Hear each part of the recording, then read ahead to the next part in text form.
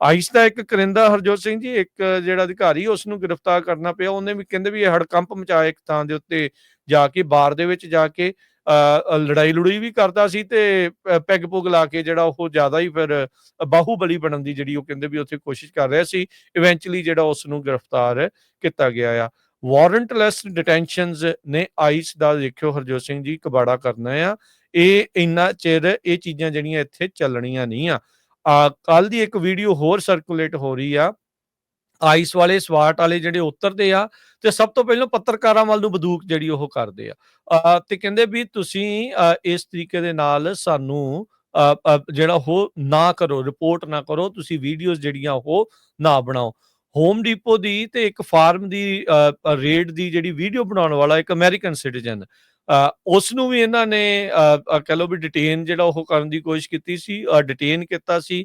ਫਿਰ ਡਿਟੇਨ ਕਰਨ ਤੋਂ ਬਾਅਦ ਹੁਣ ਉਹ ਬੰਦੇ ਨੇ ਲਾਸੂਟ ਕਰਤਾ ਇਹਨਾਂ ਦੇ ਉਲਟ, ਕਹਿੰਦਾ ਵੀ $1 ਮਿਲੀਅਨ ਦਾ ਹਰਜਾਨਾ ਜਿਹੜਾ ਤੁਸੀਂ ਮੈਨੂੰ ਦਿਓ, ਵੀ ਤੁਸੀਂ ਮੇਰੇ ਰਾਈਟਸ ਦੀ ਜਿਹੜੀ ਇਸ ਦੇ ਵਿੱਚ ਉਲੰਘਣਾ ਕੀਤੀ ਆ। ਇਦਾਂ ਦੇ ਤੇ ਫਿਰ ਹਰਜੋਤ ਸਿੰਘ ਜੀ ਜੋ ਚੱਲ ਰਿਹਾ ਤੇ ਇਦਾਂ ਦਾ ਫਿਰ ਬਹੁਤ ਜ਼ਿਆਦਾ ਕੇਸਿਸ ਆ ਜਿਹੜੇ ਉਹ ਹੋਣਗੇ ਤਾਂ ਫਿਰ ਇਵੈਂਚੁਅਲੀ ਮਾਇਕ ਤੌਰ ਦੇ ਉੱਤੇ ਇਹ ਇਸ ਨੂੰ ਬੈਂਕਰਪਟ ਜਿਹੜੀ ਇਸ ਪੂਰੀ ਚੀਜ਼ ਇਸ ਦੇ ਜ਼ਰੀਏ ਜਿਹੜੀ ਉਹ ਹੋ ਸਕਦੀ ਆ ਤੇ ਇਵੈਂਚੁਅਲੀ ਮਨੀ ਕਿਹਦਾ ਜਾਣਾ ਆ? ਆਪਣੇ ਟੈਕਸ ਪੇਅਰਸ ਦਾ।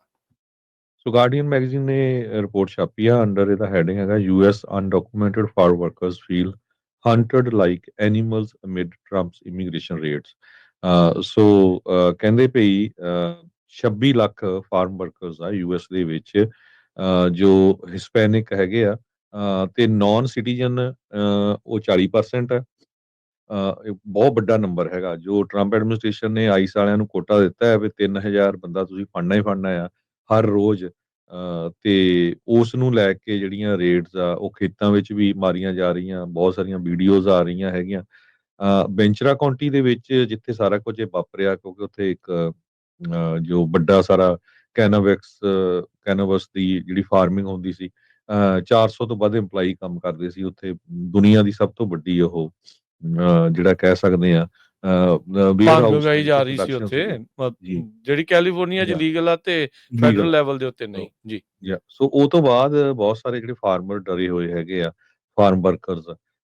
ਤੇ ਇੱਕ ਬੰਦਾ ਕਹਿੰਦਾ ਜਦੋਂ ਉਹਨਾਂ ਨੂੰ ਪੁੱਛਿਆ ਗਿਆ, ਉਹ ਕਹਿੰਦਾ ਵੀ ਜੇ ਇੱਥੇ ਇਮੀਗ੍ਰੈਂਟ ਨਾ ਹੋਏ ਤੇ ਤੁਹਾਡੇ ਕੋਲ ਫੂਡ ਹੀ ਨਹੀਂ ਆਉਣਾ, ਤੁਹਾਡੇ ਘਰ ਨਹੀਂ ਬਣਨੇ, ਹੋਟਲ ਨਹੀਂ ਕੋਈ ਹੋਣਾ, ਕਲੀਨ ਅਪ ਨਹੀਂ ਹੋਣਾ, ਰੈਸਟੋਰੈਂਟਾਂ 'ਚ ਕੌਣ ਕੰਮ ਕਰੂਗਾ ਵਿਦਆਊਟ ਅਸ। ਕਹਿੰਦਾ food is going to be more expensive. Covid ਦੇ ਦੌਰਾਨ ਉਹ ਕੰਮ ਕਰਦੇ ਰਹੇ, ਆਪਾਂ ਨੂੰ ਪਤਾ ਹੀ ਆ। ਵਾਈਲਡ ਫਾਇਰ ਦੇ ਵਿੱਚ ਲਾਸ ਐਂਜਲਸ ਏਰੀਏ ਦੇ ਵਿੱਚ ਕੰਮ ਕਰਦੇ ਰਹੇ। ਉਹ ਕਹਿੰਦੇ ਵੀ ਤੁਸੀਂ ਦੱਸੋ ਵੀ ਜਿੰਨੇ ਵੀ ਲੋਕ ਸੁਣਦੇ ਆ, 4 ਵਜੇ ਤੜਕੇ ਉੱਠ ਕੇ ਕਿਹੜਾ ਬੰਦਾ ਕੰਮ ਤੇ ਜਾਂਦਾ ਹੈ ਖੇਤਾਂ ਦੇ ਵਿੱਚ, ਤੇ 10 ਘੰਟੇ ਅਸੀਂ ਲਗਾਤਾਰ ਕੰਮ ਕਰਦੇ ਆ। ਵੀ ਆਰ ਨਾਟ ਕ੍ਰਿਮੀਨਲਸ, ਕਹਿੰਦੇ ਅਸੀਂ ਹਾਰਡ ਵਰਕਰ ਬੰਦੇ ਹੈਗੇ ਆ ਤਾਂ ਕਿ ਸਾਡੇ ਜਿਹੜੇ ਬੱਚਿਆਂ ਦੀ ਲਾਈਫ ਆ ਉਹ ਬੈਟਰ ਹੋ ਸਕੇ। ਤੇ and we have contributed a lot to this country. So ਇਹ ਇੱਕ ਇਸ਼ੂ ਹੁਣ ਵੱਡਾ ਬਣਦਾ ਜਾ ਰਿਹਾ ਪਈ। ਜਿਹੜੇ ਜਿਨ੍ਹਾਂ ਦਾ ਕੋਈ ਵੀ ਰੈਕਡ ਨਹੀਂ, ਕੋਈ ਕ੍ਰਿਮੀਨਲ ਨਹੀਂ ਹੈਗੀ ਕਿਸੇ ਤਰ੍ਹਾਂ ਦੀ ਐਕਟੀਵਿਟੀ, ਉਹਨਾਂ ਨੂੰ ਵੀ ਜਿਹੜਾ ਚੱਕਿਆ ਜਾ ਰਿਹਾ। ਜੀ।